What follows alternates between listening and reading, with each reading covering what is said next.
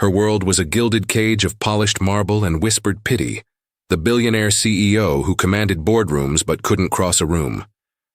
Doctors had issued their final sterile verdict: never walk again. Then, one quiet night, the man who emptied her trash said the words no one else dared to utter. He was a black janitor in a worn uniform. She was a woman used to buying solutions, but his offer wasn't for sale. It was a promise, wrapped in a calm certainty that shook her carefully constructed reality. What happens when the person society overlooks becomes the only one who truly sees you? The penthouse was a monument to a life suspended 50 stories above the city. Eleanor Sterling moved through its vast, minimalist spaces in a wheelchair that cost more than most cars, every brushed steel and polished oak surface a testament to control. But the control was an illusion. Since the accident, a sleek black car, a rain-slicked bridge, a crushing impact of metal and fate, her world had shrunk to the view from her windows and the deference in people's voices. She was the CEO of Sterling Global, a name that commanded fear and respect in boardrooms across 3 continents. Yet here, in the quiet dawn, she was a woman who could not stand to reach her own favorite coffee mug. Her days followed a strict, sterile rhythm. Physical therapists with impeccable credentials came and went, their optimism growing thinner, more professional, until it vanished entirely. Maximum medical improvement, they'd finally said, their eyes avoiding hers. The unspoken word hung in the air: acceptance. Her empire, built on relentless motion and unstoppable will, was now governed from a seated position. Her staff's eyes held a new, careful pity. The business media, once her cheerleaders, now wrote speculative pieces about succession planning. The loneliness was a vast, silent country she now inhabited. Far below her glittering world, in the building's basement, another shift ended. Malik Washington changed out of his maintenance uniform in a cramped, concrete-lined locker room. The fabric smelled of cleaning solvent and sweat. His hands, which would soon meticulously dust Eleanor's $1,000 sculptures, were marked with textbooks and long hours. He was a full-time student in a demanding physical therapy program, and a full-time janitor to pay for it. His dream was specific: to help people whose bodies had been written off by others.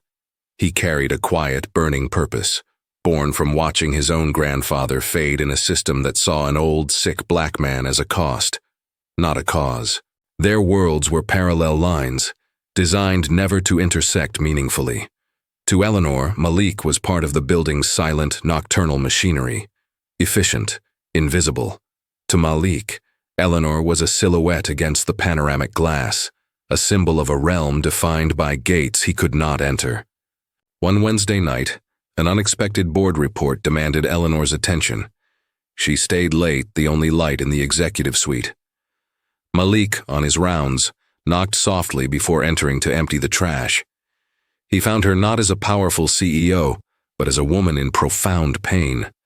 Her face pale with exhaustion, her hands gripping the wheelchair arms as a spasm twisted through her back. Their eyes met. He saw not just the pain, but the furious, humiliated defiance in her gaze. She saw him pause, his professional assessment of her posture, the slight frown of clinical concern that replaced his neutral expression. It was a look that saw through the billionaire to the patient. He said nothing. He simply finished his work with respectful quiet and left. But the image stayed with him. A woman trapped in a gilded cage of her own making, succumbing to a sentence she did not deserve. And a resolve, deep and certain, began to form in him. He knew what her doctors had missed. He understood the rigid, hopeless set of her shoulders. He had studied it. The parallel lines of their lives trembled, poised to collide. Malik's offer hung in the air of Eleanor's office, a grenade with the pin pulled. The silence that followed was thick enough to choke on. Her first reaction was not anger, but a cold, derisive disbelief. It was a laugh that never reached her lips, a mere tightening around her eyes. She, Eleanor Sterling, who consulted with Nobel laureates and paid 7 figures for expert opinions, was being given a medical prognosis by the man who took out her trash. The audacity was almost impressive in its sheer delusion.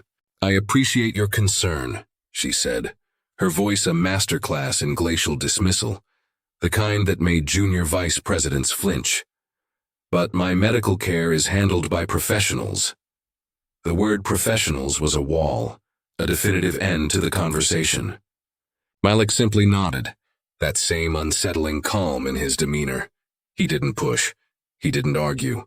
He just finished wiping down the surface of her desk with a clean cloth, his movements efficient and unhurried. "Of course, Ms. Sterling," he said softly. "The offer stands. I've seen your scans. It's an incomplete injury. The potential for recovery is there. It's just dormant." He left, and Eleanor was furious, not at him, but at the lingering echo of his words. "I've seen your scans." How? When? The violation of privacy felt immense. She called building security, demanding an explanation, her CEO authority snapping like a whip. The head of security, a man named Briggs, was apologetic and flustered. "Mr. Washington, ma'am? He's cleared. Top floor access. He sometimes helps the evening IT guy with server room maintenance. Said it's cooler work than the gym. The scans may be on a screen he passed. We can reprimand him." "No," Eleanor found herself saying, the anger suddenly evaporating into a cold, curious void. "Just ensure it doesn't happen again." But it had happened, and the seed, tiny and unwelcome, was planted. Incomplete injury, dormant potential, words her own doctors had stopped using months ago. The next night she watched him, not openly but through the reflection in her dark computer monitor as he worked. She saw the careful way he moved, not like a laborer, but with a precise, economical grace. She saw him pause at a small framed photo on her shelf, her standing on a mountain summit years ago, legs strong, face alive with victory. He looked at it not with envy, but with a clinical kind of assessment, then gently dusted the frame. Her own research began not with hope, but with a need to dismantle his presumption. She lay awake in her adaptive bed, a $100,000 marvel of engineering that felt like a coffin, and typed on a tablet.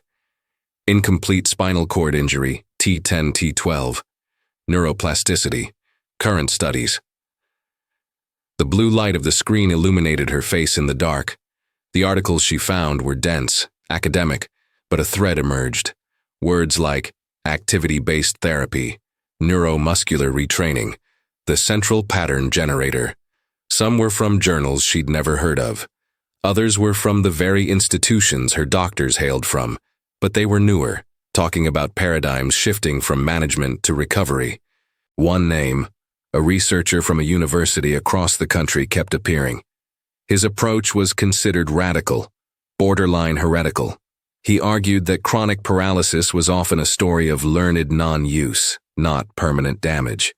The body forgot how to speak to itself, and the key was to reteach the language. Malik, during his master's program, had done a remote research assistantship for this very man.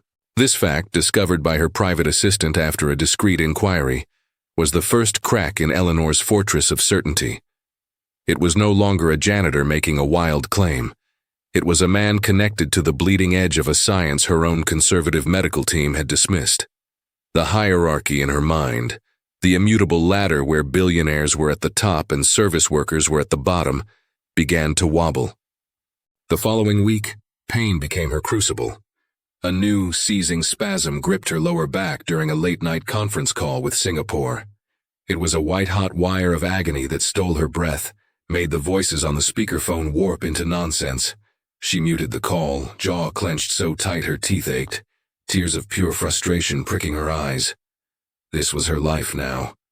A prisoner in a broken body, presiding over an empire she couldn't even physically navigate. Malik entered for his cleaning round.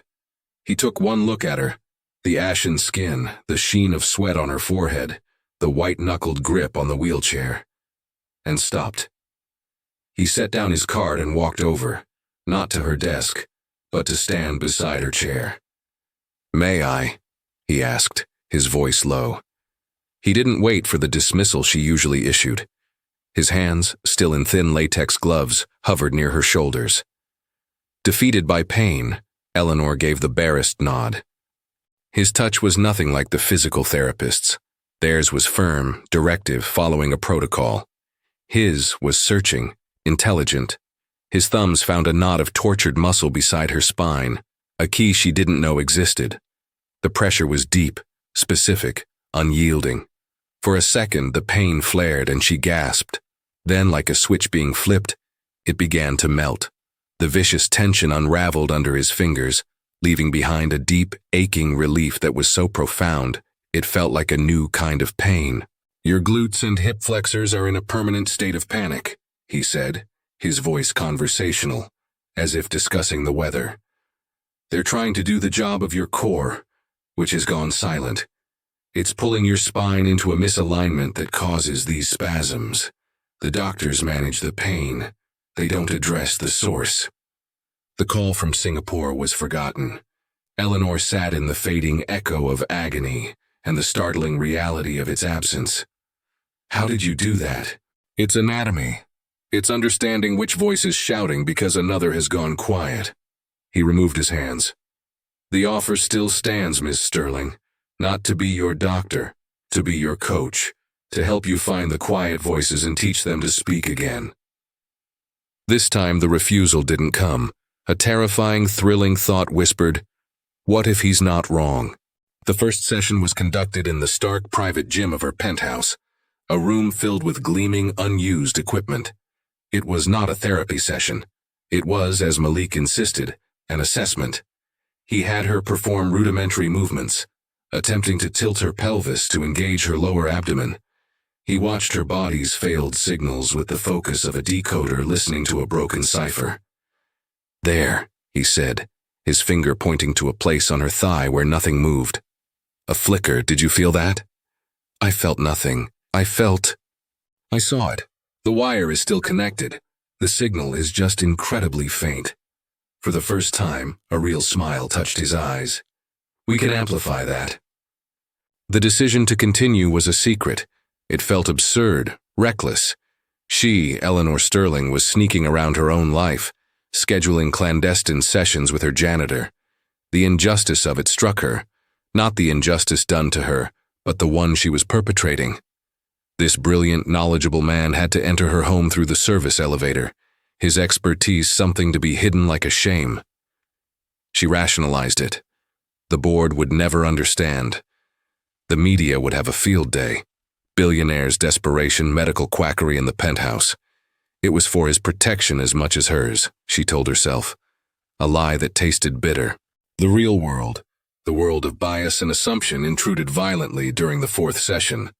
They were working on assisted standing at a parallel bar, Malik positioned in front of her, his hands a secure brace around her ribcage.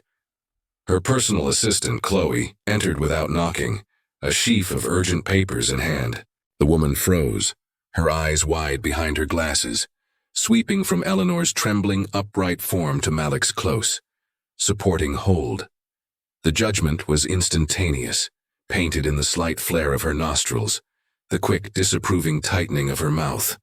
She saw not a medical breakthrough, but an inappropriate intimacy. She saw a black man in simple clothes, his hands on her white, wealthy boss. I'm so sorry," Chloe stammered, backpedaling. The door was unlocked, the Hong Kong merger documents. "It's fine, Chloe," Eleanor said, her voice strained from effort, suddenly feeling exposed and vulnerable in a new way. "Leave them on the desk." After Chloe left, the silence was heavy. Malik helped Eleanor back into her chair.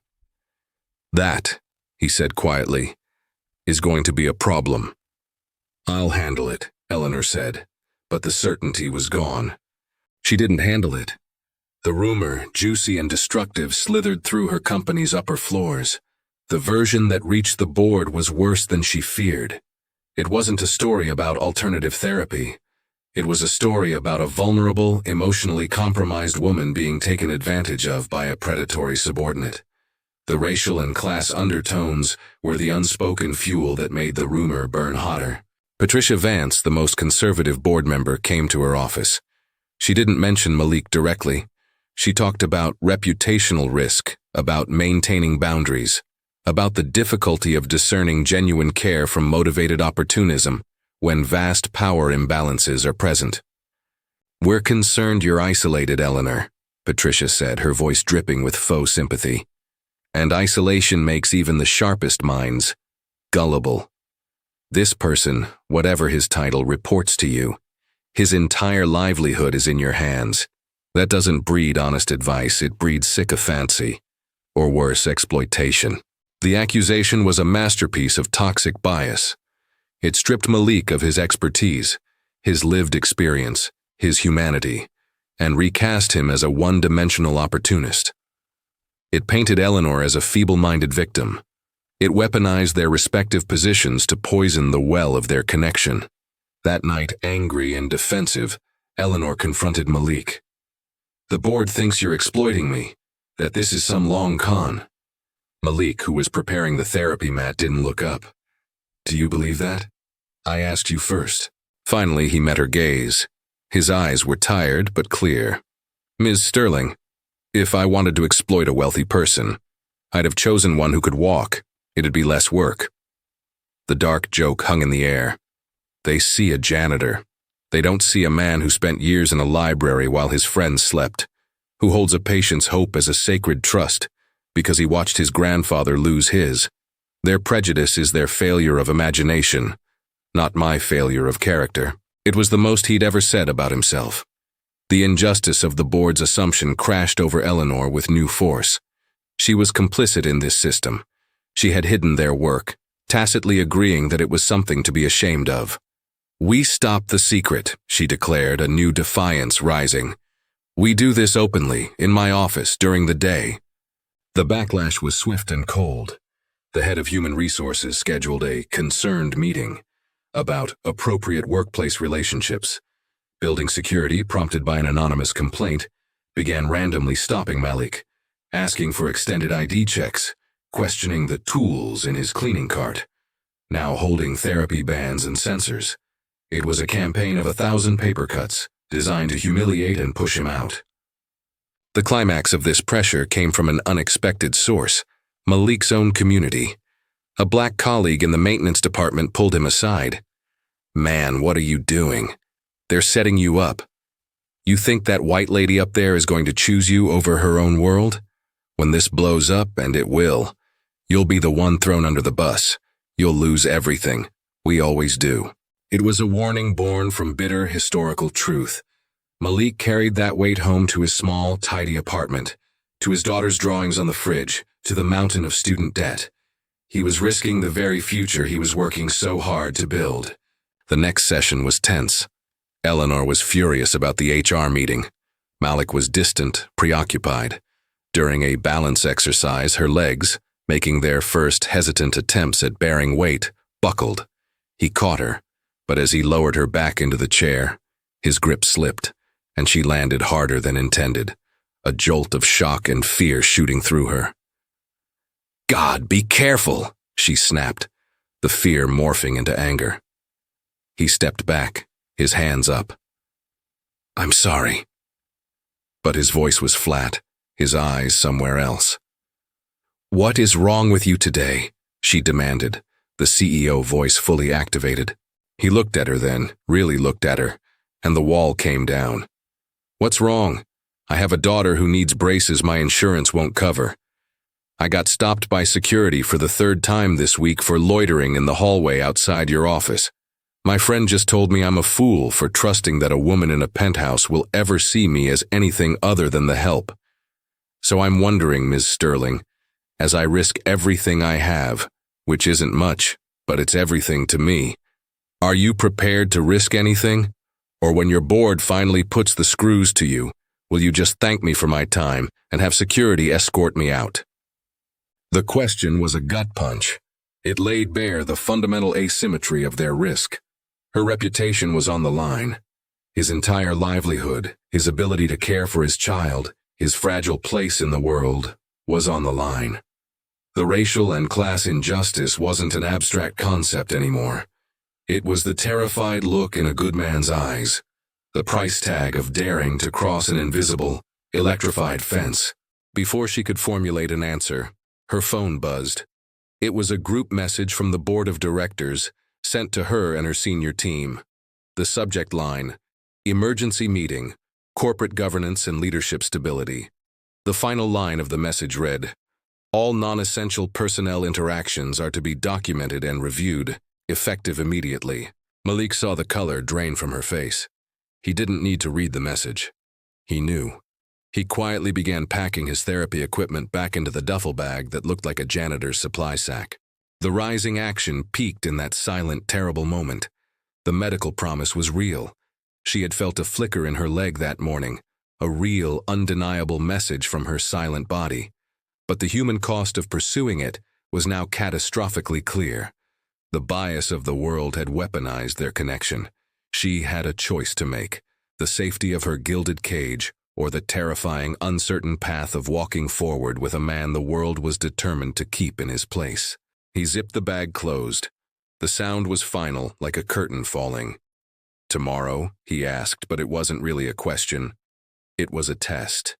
Eleanor stared at the board's message, then at Malik, standing by the door, holding the bag that held both his dreams and his vulnerability. The emergency board meeting was not held in the elegant conference room with its skyline views. It was convened in Eleanor's own office, a tactical move to underscore their authority in her space.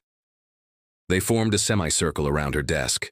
Patricia Vance, steely-eyed, Robert Chen, discomfort plain on his face, and two others whose loyalty was to stock prices, not to her. The air was cold, sterile, thick with unspoken accusations. "This isn't about the merger," Patricia began, her voice a scalpel. "This is about judgment, about the stability of this company's leadership at a precarious time." Eleanor sat perfectly still in her wheelchair, her CEO mask firmly in place. "My judgment has delivered record quarterly earnings from this chair. Clarify your concern." "The concern," Robert interjected gently, almost apologetically, "is the individual you've been consorting with. Malik Washington, his position, his access. It presents a significant liability." The word consorting hung in the air, dripping with insinuation. Eleanor felt a hot spike of anger.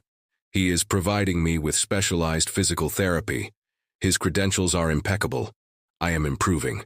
His credentials are as a night janitor," Patricia stated flatly. "His access to you, to this floor, under the guise of therapy, after his documented security breach reviewing your private medical files, is a gross violation of protocol. It demonstrates a profound vulnerability on your part." They were erasing him, systematically. His knowledge, his training, his careful work, all reduced to guise. His insight was a breach. His success was her vulnerability. The injustice of it was a flame licking at Eleanor's composure. "You are describing one of the most gifted clinicians I have ever encountered," she said, her voice low and dangerous. "We are describing an employee who has been formally reprimanded by HR for boundary violations." Patricia fired back, sliding a document across the desk. It was a dismissal notice, pre-written with Malik's name filled in. The reason? Inappropriate conduct and misuse of position. Eleanor stared at the paper. This was the mechanism of the machine she had built. Efficient, cold, brutal. It could erase a man's livelihood with a few keystrokes, framing protection of the corporate hierarchy as neutral policy. Her voice shook, not with fear, but with fury. "You will not do this." "It's already done. Security is escorting him from the building as we speak. For his protection and yours." The world tipped sideways. This was the life-altering moment, not the accident. The accident had broken her body. This was breaking her understanding of the world she ruled. They were removing Malik not because he was wrong, but because his very presence, a black man transcending his assigned station, was a threat to the order of things. Her fight to walk was being deemed less important than maintaining the silent, rigid lines of class and race. A commotion echoed from the outer office, raised voices, the sound of a struggle. Then her office door burst open. Malik stood there, flanked by two security guards who had a firm grip on his arms. His uniform shirt was wrinkled from their handling. His face was a mask of calm, but his eyes burned with a quiet, righteous fire. He had been intercepted on his way up, his therapy bag confiscated. "I'm sorry, Miss Sterling," one guard said. "He was insistent on seeing you." "Let him go," Eleanor commanded, her voice cutting through the room. The guards hesitated, looking at the board. "I said release him." This time it was the voice that had launched hostile takeovers. The guard's hands fell away. Malik straightened his shirt, his gaze never leaving Eleanor. "They took my bag, my research, my notes for your next session." "There will be no next session," Patricia declared, standing. "Mr. Washington, your employment is terminated. You will leave the premises immediately, or we will have you arrested for trespassing." The word trespassing was the spark. This man, who kept the building running, who knew every inch of it, was being declared a trespasser in his own workplace. The sheer audacious injustice of it crackled in the air. Malik looked at Eleanor, not at the board. This was the test. This was the moment his friend had warned him about. Would the woman in the penthouse choose her own kind? Eleanor saw it all. The dismissal paper, the guard's hands on him, Patricia's triumph, Robert's pity. She saw the cliff edge. On one side was the safe, predictable void of her old life, the gilded cage, the resigned acceptance, the preservation of a corrosive order. On the other was a terrifying unknown, a fight not just for her legs, but for a fundamental truth. She wheeled herself from behind the desk, placing herself physically between Malik and the board. "If he goes," she said, her voice now clear and ringing, "I go." A stunned silence. Patricia recovered first. "Don't be dramatic, Eleanor. You are this company." "No," Eleanor corrected, her eyes blazing. "I was this company. A company that now shows its true colors. It claims to value innovation, but it punishes a brilliant mind for not wearing the right tie. It claims to value resilience, but it fires a man for trying to rebuild a broken body. It claims to be progressive, but it sees a black man's expertise as a threat to be neutralized. You're not protecting me. You're protecting your own prejudices, and you're firing the only person who's given me a real chance at walking again." Robert stood, panicked. "Eleanor, please, this is not the forum for this. We can discuss rehabilitation options, the best facilities, Switzerland, anything you need." "What I need," she seethed, "is standing right there, and you just called him a trespasser." She turned her chair to face Malik fully. The board, her legacy, her empire, it all faded into a blur. Only his face was in focus, etched with defiance and a heartbreaking trace of hope. "You asked me if I was prepared to risk anything," she said to him, loud enough for all to hear. "My turn to ask. Are you prepared to work for a woman who has just publicly set her entire life on fire? Because I am not letting them take you from this room." Malik's composure broke for a single, breathtaking second. His eyes glistened. He gave a single, sharp nod. It was Patricia who delivered the worst of the injustice, the final, vicious twist. She didn't shout. She smiled, a thin, cruel thing. "Very well. You've made your choice, Eleanor. A tragic, sentimental choice.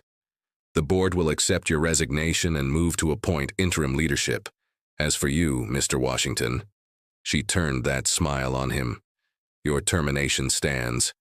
And given the circumstances, I doubt any facility in this city will risk hiring a therapist known for blurring lines with vulnerable, wealthy clients. Your career in this field, before it even began, is likely over." I hope her grand gesture was worth it. The cruelty was surgical. It wasn't just about firing him. It was about poisoning his future, ensuring his skills would never be accepted, branding him with a narrative of scandal that would follow him forever. It was the system's ultimate punishment for stepping out of line. Malik flinched as if struck. The hope in his eyes flickered, replaced by a dawning horror at the true scale of the ruin he faced. He had risked everything, and the system was designed to make sure he lost everything. Eleanor saw it break him. The injustice was no longer an abstract concept. It was the visible shattering of a good man's dream. A furious, helpless rage consumed her. She was a billionaire, and yet in this moment, she was powerless to stop this vicious, reputation-based assassination. Then, something shifted in Malik's face. The horror receded, burned away by a hotter, purer flame. The injustice, instead of crushing him, forged him. He looked from Patricia's smug face to Eleanor's enraged one, and he straightened his shoulders. "If the price of helping someone find their strength is the judgment of small-minded people," he said, his voice steady and strong, "then it's a price I'll pay 1,000 times. You can't terminate what I am, only what I do for you." He walked to the center of the room, ignoring the board completely. He stood before Eleanor's wheelchair. He reached out his hands, not to shake hers, but in the same position he used for their standing exercises. An invitation, a support. "You told them you'd leave with me," he said, "so let's leave. But not like this. Not in the chair they think defines you. You stand up and we walk out of this room together." The air left the space. It was an impossible ask. A terrifying, beautiful, insane gamble. The board members stared, frozen. Patricia's smirk faltered. Eleanor looked at his hands. They were the hands that had lifted her trash, that had eased her pain, that had held her steady as she trembled. They were waiting. This was the turning point, compressed into a single physical act. To take his hands now was to reject every single thing the board represented. The bias, the fear, the rigid boxes. It was to bet her entire reality on the man they had just tried to destroy. Her heart hammered against her ribs. Fear was a metallic taste in her mouth. She could still take it back. She could apologize, salvage her position, let Malik be the sacrifice to the gods of corporate propriety. She looked into his eyes and saw no demand, only an unwavering belief. Not just in her body's potential, but in her. With a gasp that was part sob, part war cry, Eleanor Sterling reached out and gripped his forearms. The room held its breath. He bent his knees, bracing. "On 3. For you, for me, for every person they've ever told to stay in their place. 1. She felt the familiar strain in her shoulders. 2. She focused past the fear, past the watching eyes, to the quiet, dormant voices in her legs he swore were there. 3. He pulled, not lifting her but guiding, supporting, his strength a perfect, confident counterbalance to her weakness. She pushed with her arms, engaged her core the way he'd taught her, and sent a frantic, screaming command down the silent pathways of her spine. And then a miracle born not of magic, but of stubborn, fought-for biology. Her thighs trembled violently, but they held. Her feet, dead weights for a year, pressed flat against the floor. For a horrific, wonderful second she was upright, not standing strong, but standing. Her body whole and vertical in the space, held up by her own bones and muscles and by the forearms of the man they had tried to throw away. A sound escaped Robert Chen, a choked gasp. Patricia's face went blank with shock. The moment was excruciating and glorious. The pain was immense. The victory was infinite. She was standing in the face of their injustice, and Malik was standing with her. "Now," Malik whispered, his voice thick with emotion, "we walk." The step was not graceful. It was a shuddering, sidewise shuffle, her weight crashing into Malik's steady frame, their 4 legs moving as a single, unsteady organism. But it was locomotion. It was progress. She did not walk out of the room under her own power, but she moved out of it, away from the stunned silence of the board, supported by the man they had fired. That image, the billionaire CEO, vertical and defiant, leaning on the janitor in a wrinkled uniform, became the defining photograph of the scandal. But the caption the world wrote was not the whole story. In the days that followed, the business press had a field day.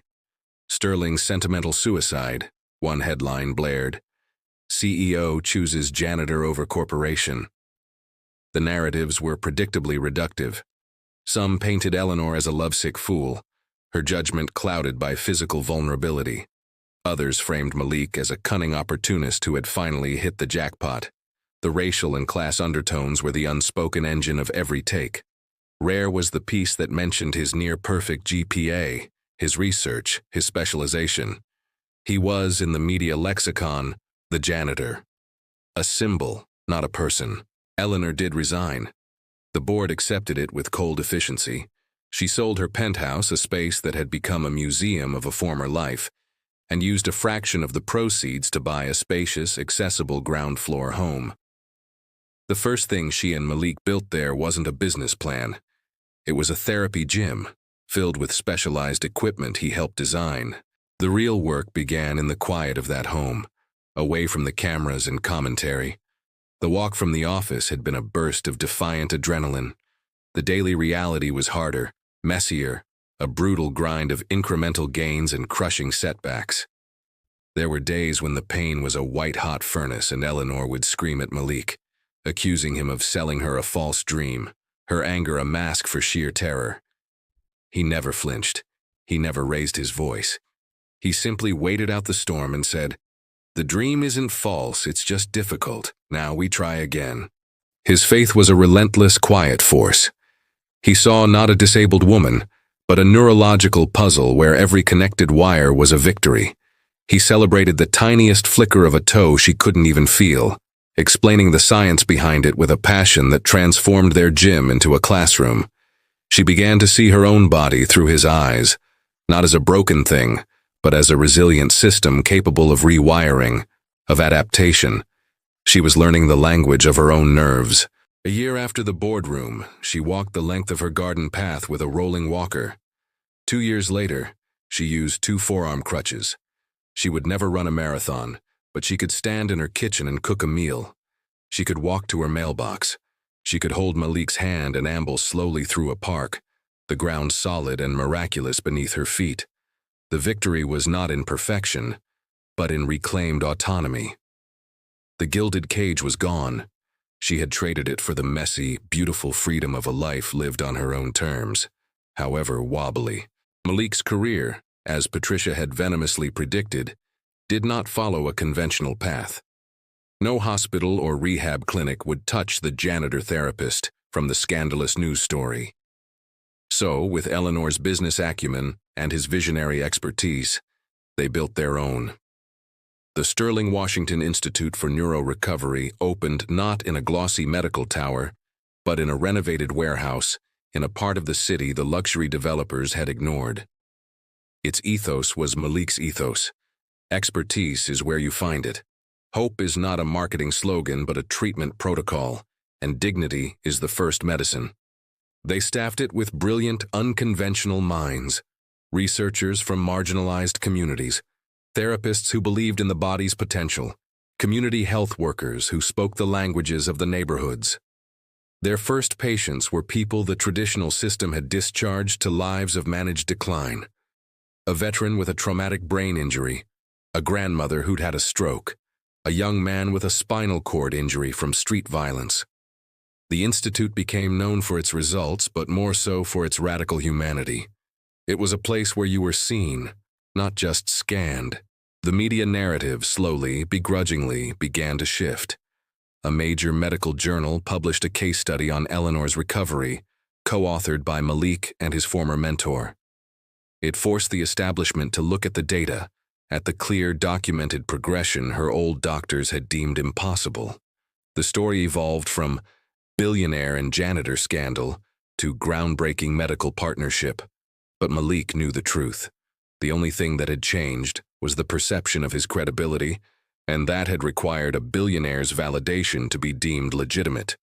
The injustice of that knowledge never left him. It became the fuel for his work. The larger meaning of their story stretched far beyond one woman's ability to walk.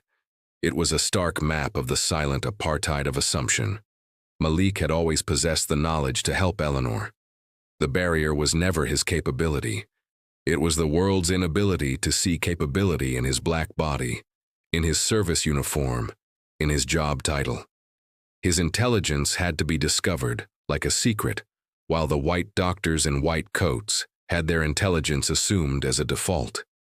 Eleanor's journey was not just physical rehabilitation. It was the dismantling of her own ingrained biases. She had to learn to trust evidence over hierarchy, to value the person over the pedigree, to recognize that the systems she'd mastered were often designed to keep people like Malik in their proper place. Their love story, which blossomed quietly in the shared struggle of the gym, was the ultimate rebuke to those systems. It was not a fairy tale. It was a conscious, daily choice to see each other fully. The trauma and the resilience, the privilege and the struggle, the pasts that shaped them and the future they were building. They married in a small ceremony in the Institute's garden. Eleanor walked down the aisle on her crutches, her steps slow and deliberate, to where Malik stood waiting.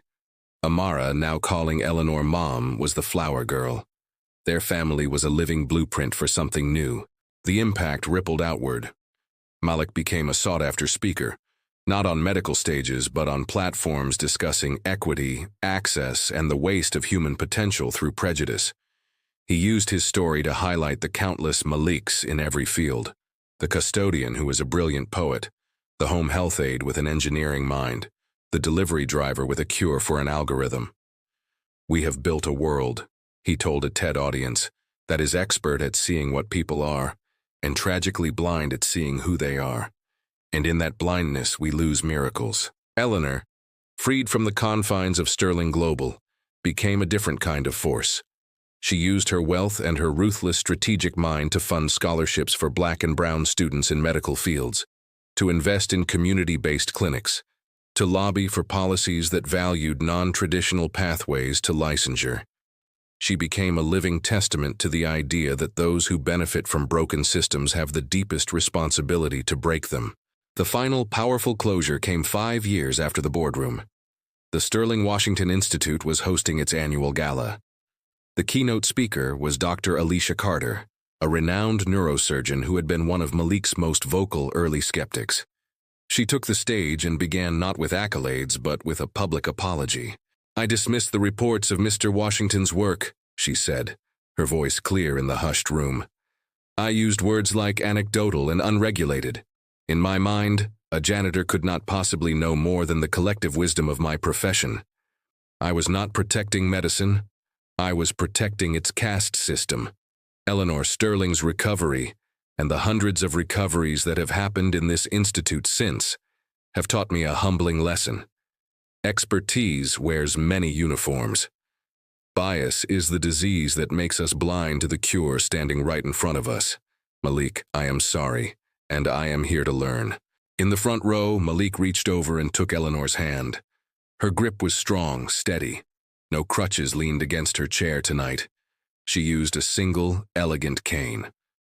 The journey was not over. There were still bad days, still pain, but the war had been won. The story of Eleanor and Malik is not an isolated miracle. It is a mirror. It asks us to examine the invisible filters through which we view the people around us. Whose potential do we automatically acknowledge, and whose do we dismiss? What genius are we missing because it arrives in the wrong package, speaks with the wrong accent, works in the wrong job? The racial injustice it highlights is not always the loud shout of a slur. It is most often the silent, systemic hum of discounted potential. It is the assumption that dictates who gets to be the expert, who gets to be the hero, who gets to be the one offering salvation. It is the machinery that tried to crush Malik not because he was wrong, but because his very success threatened the established order. So we end with a question. Not for Eleanor, not for Malik, but for you. What is the cost of the boxes you put people in? Every time you assume the waiter is just a waiter, the driver is just a driver, the cashier is just a cashier. What hidden brilliance, what untapped solution, what human connection are you walking past? What might you be refusing to learn because the teacher doesn't look the part? Their story proves that when we dare to look past the uniform, the title, the stereotype, we don't just change individual lives, we unlock a better world for everyone. The walk begins with a single conscious step, the decision to see the person, not the label.